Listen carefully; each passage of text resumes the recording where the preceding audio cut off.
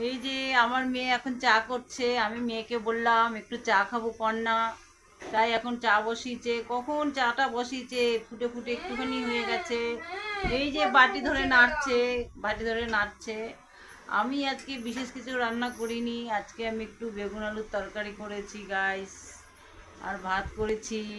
আমার বর বলছে এখন ভাত খাবে না, পরে খাবে। এখন আবার বলছে খাবো খাবো, ভাত কিন্তু বাড়িনি এখনো। আর এই যে চিচিঙ্গা কাটতে বসেছি, চিচিঙ্গা ভাজা করবো ভাবছি। এই মুদি সদা টদা এনে রেখে দিয়েছে কালকেরে, এখন সব গুছাবো বন্ধুরা। হ্যাঁ, আপনাদের ওইদিকে কী রান্না হয়েছে একটু কমেন্ট করে জানাবেন প্লিজ। এই বন্ধুটাকে একটু সাপোর্ট করবেন, একটু সাবস্ক্রাইব করে দেবেন যদি আপনাদের ভালো লেগে থাকে। এই মেয়েকে যদি একটা কাজের কথা বলি, মেয়েকে যদি বলি একটু ভাত রান্না কর, একটু তরকারি রান্না কর, করবে না। হ্যাঁ, বসে বসে দাঁড়িয়ে আছে, আমাকে শুধু একটু চা করে খাওয়ায়, আর কিছু করে না। বাসন মাজা, ঘর মোছা। আরে আমি ছাড়বো, অত নাটক করতেছিস কেন তুই? ওগুলো কে বলবে? দেখেছেন কেমন নাটক করে করে বলছে? আপনারা একটু দেখে একটু বেশি করে করে লাইক সাবস্ক্রাইব করবে না, একটু সাবস্ক্রাইব করে দিলেই ব্যাস, আর কিচ্ছু চাই না আপনাদের কাছে।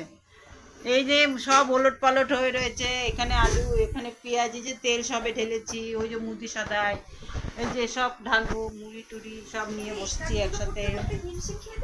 এই দুইটা তিনটা কাজ করে, তাই ওর নাকি অনেক কাজ হয়ে যায়। এই যে মুখটা একটু দেখুন, এই যে গাইস আমার মেয়ের মুখটা একটু দেখুন। আমার মেয়ে কিন্তু দেখতে ভালো, খারাপ না। আপনাদের কাছে কোনো ছেলে থাকলে বলুন, ছেলে বিয়ে দেবো। বাই, টাটা আজকের মতন, গুড আফটারনুন। লালটা টিপে দাও, লালটা টিপে দেবো, লালটা টিপে দেবো।